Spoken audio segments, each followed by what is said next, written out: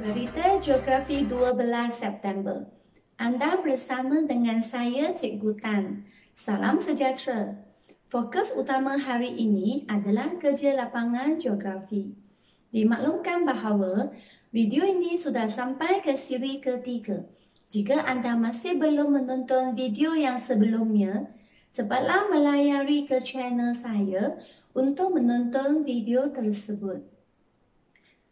Sekiranya anda adalah kali pertama mengunjungi ke channel saya, sila ingat tekan subscribe dan loceng notification supaya tidak ketinggalan video siri terakhir nanti. Baiklah, kita masuk ke fokus utama hari ini. Panduan kerja lapangan geografi tingkatan 1. Tajuk untuk tahun ini ialah Pembuangan sisa domestik di Taman Universiti Skudai. Pada video ini, kita sudah nak masuk ke dalam laporan hasil kajian. Jadi langkah pertamanya ialah konsep sisa domestik. Dalam konsep sisa domestik, pelajar perlu menghuraikan konsep sisa domestik berdasarkan maklumat yang didapati daripada Wikipedia, kamus atau bahan ilmiah termasuklah buku teks dan buku rujukan. Dan setiap ayat untuk konsep tersebut, pelajar boleh mulakannya dengan menurut atau berdasarkan Wikipedia atau kamus dewan atau buku teks. Sisa domestik boleh didefinisikan sebagai, jadi pelajar masukkan definisi yang daripada sumber yang anda cari hari itu. Ini merupakan contoh konsep sisa domestik. Menurut Wikipedia, sisa domestik boleh didefinisikan sebagai, jadi pelajar boleh masukkan maklumat yang pelajar cari daripada Wikipedia yang tentang maksud sisa domestik. Baik, cikgu tunjukkan di sini. Ini adalah contoh daripada Wikipedia. Dan inilah maklumat yang pelajar boleh tulis dalam perenggan pertama. Tetapi pelajar tak boleh salin daripada yang cikgu ini ya. Jika pelajar ada ataupun nak salin, pelajar sendiri mesti ada bukti bahawa pelajar ada cari dari Wikipedia. Jadi sekarang cikgu tunjukkan satu video macam mana nak carikan maklumat daripada Wikipedia. Baik, mula-mula pelajar masuk ke Google Chrome. Lepas tu typekan maksud sisa domestik Wikipedia dan enter. Baik, pelajar pilihlah yang kedua. Dia ada menunjukkan Wikipedia bahasa Melayu. Tekan ke dalam. Jadi, kamu akan lihat inilah maklumat tentang maksud sisa domestik yang kamu boleh guna. Jadi, pelajar pilihlah 3 titik yang di sebelah kanan itu dan pilih print. Baik, setelah pastikan printer yang ada di sana adalah betul, pelajar boleh pergi tekan print. Baik, jadi sekarang selepas pelajar ada maklumat itu, maka pelajar bolehlah isikan dalam perenggan pertama. Baik, perenggan kedua, menurut Kamus Dewan edisi keempat pula, sisa domestik ialah apa-apa yang tertinggal atau sesudah dimakan, dipakai dan lain-lain. Ini ialah maksud yang terdapat dalam Kamus Dewan. Langkah kedua, jenis sisa domestik di Taman Universiti Skudai. Baik, dalam bahagian jenis sisa domestik di Taman Universiti, Pelajar perlu menyatakan jenis sisa domestik yang terdapat di taman universiti berserta dengan contoh-contoh. Jadi jika pelajar pilih kawasan kajian yang lain, maka pelajar juga perlu menyatakan jenis sisa domestik yang terdapat di sana. Baik, dan pelajar ingat semasa kamu menulis laporan kajian, dalam laporan kamu mesti sentiasa kaitkan dengan kawasan kajian anda. Ini merupakan contoh laporan jenis sisa domestik di taman universiti. Daripada pemerhatian yang saya jalankan di taman universiti, saya mendapati terdapat 2 jenis sisa domestik di kawasan ini, iaitu bahan organik seperti sisa makanan dan kertas serta bahan bukan organik seperti plastik, tin, kaca dan besi buruk. Baik, pelajar lihat di sini, pada permulaan ayat itu, cikgu tulis daripada pemerhatian saya. Jadi ini merupakan kaedah kajian cikgu. Dan saya juga ada tuliskan kata saya jalankan di taman universiti. Inilah yang cikgu maksudkan tadi, iaitu kaitkan dengan kawasan kajian. Baru menunjukkan bahawa pelajar telah menjalankan kerja lapangan. Baik, dan yang di bawah itu ialah merupakan contoh. Okey. Baik, sekarang kita lihat perenggan kedua. Sisa domestik di taman universiti. Lihat, cikgu kaitkan dengan kawasan kajian lagi. Juga terdiri daripada sisa pekerja dan sisa cecair. Sisa pekerja adalah seperti sisa makanan, plastik dan kaca. Manakala sisa cecair seperti minyak masak dan kumbahan. Langkah ketiga. Membina jadual. Okey, untuk jadual, pelajar ialah membinakannya berdasarkan data yang dikumpul daripada soal selidik yang dijalankan. Dan dalam jadual pelajar mesti mempunyai tajuk, data dan maklumat serta sumber yang bersesuaian. Data dan maklumat dalam jadual digunakan untuk menghasilkan graf mengikut kesesuaian. Maksudnya, nanti selepas pelajar membina jadual, data yang di dalamnya akan digunakan untuk menghasilkan graf. Baik. Ini merupakan contoh jadual, tetapi cikgu nak tunjukkan pelajar caranya untuk menyediakan jadual. Baik, ini merupakan kertas graf, tetapi cikgu nak kamu gunakan belakang kertas graf itu untuk membina jadual anda. Baik, ini merupakan contoh jadual yang telah dibina. Di sana ada tajuk dan juga ada maklumat, iaitu sama ada responden itu melakukan pengasingan sisa domestik sama ada ya atau tidak dan dengan bilangannya. Baik, sekarang kita cuba carikan data-data untuk diisikan di ruangan ya atau tidak. Data ini ialah datang daripada borang soal selidik. Baik, ini adalah borang soal selidik yang pelajar telah sediakan hal itu.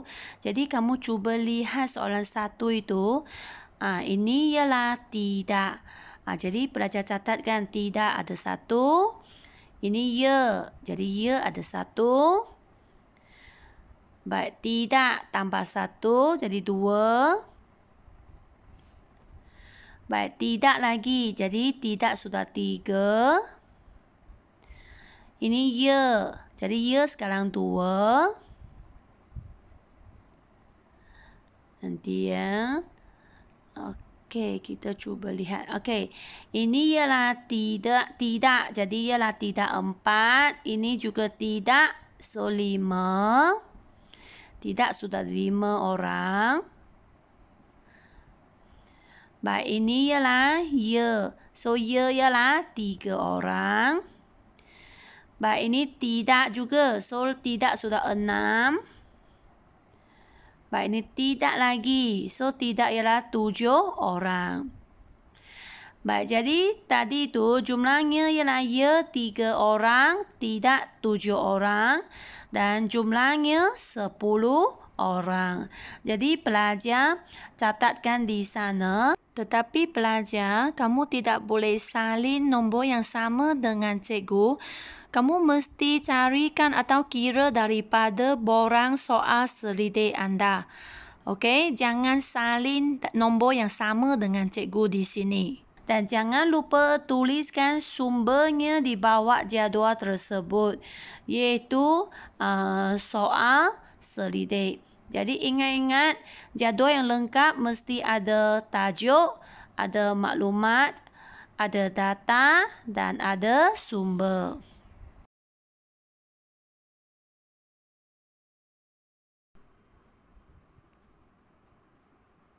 Langkah keempat. Membina graf. Daripada data yang di dalam jadual, pelajar perlu membina graf yang bersesuaian. Seterusnya, cikgu akan tunjukkan cara untuk melukis graf. Tetapi sebelum itu, cikgu ingin mengucapkan terima kasih kepada pelajar Ernest Khoo yang daripada 2 Arif kerana pelajar ini telah membantu cikgu melukiskan jadual dan graf dan telah meringankan beban cikgu. Terima kasih. Baik, sekarang kita mula lukis graf. Baik, pertama kita lukiskan paksi menegak.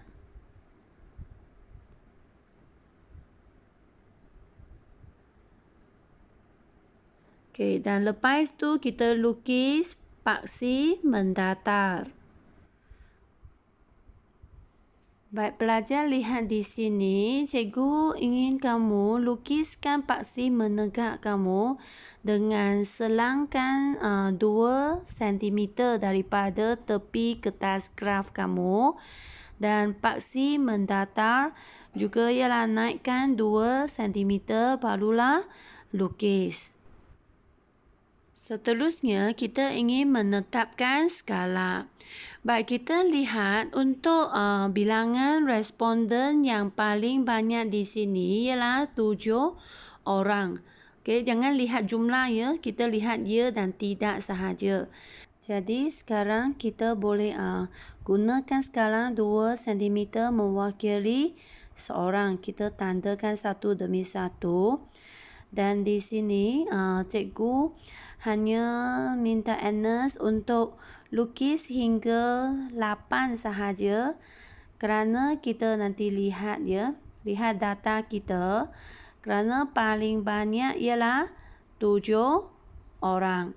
Jadi di sini kita biasa graf ialah kita lukis lebih tinggi sikit sahaja. Jadi kita lukis sampai 8. Dan buatkan anak panah dan tulis, labelkan paksi menegak bilangan orang. Baik, sekarang kita boleh mula lukis paksi mendatar. Okey, ialah lukiskan barnya. Baik, kita lihat data dulu. Bilangan responden yang menjalankan pengasingan sisa domestik ialah 3 orang. Baik, sebelum pelajar lukis gambar yang pertama, pelajar selangkan 1 cm daripada paksi menegak. Barulah mula lukis graf bar yang pertama. Dan ketinggiannya ialah 3 orang. Okey. Sekarang kita cuba nak lukis untuk yang tidak. Ialah 7 orang. Baik, jadi sama juga kita selang 1 cm, barulah kita lukis bar yang kedua. Dengan ketinggiannya ialah 7 orang yang tidak melakukan pengasingan. Dan lebar bar itu ialah gunakan 2 cm. Jadi bar anda nanti akan lihat lebih kemas. Baik, seterusnya kita boleh labelkan paksi mendata kita, iaitu pengasingan sisa domestik.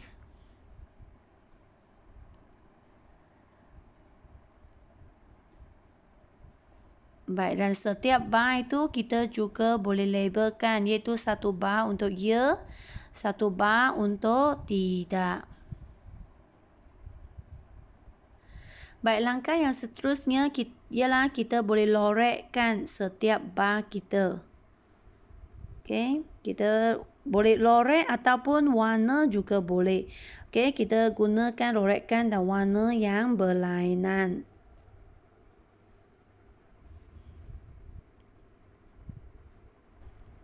Baik, seterusnya kita boleh tuliskan tajuk graf kita.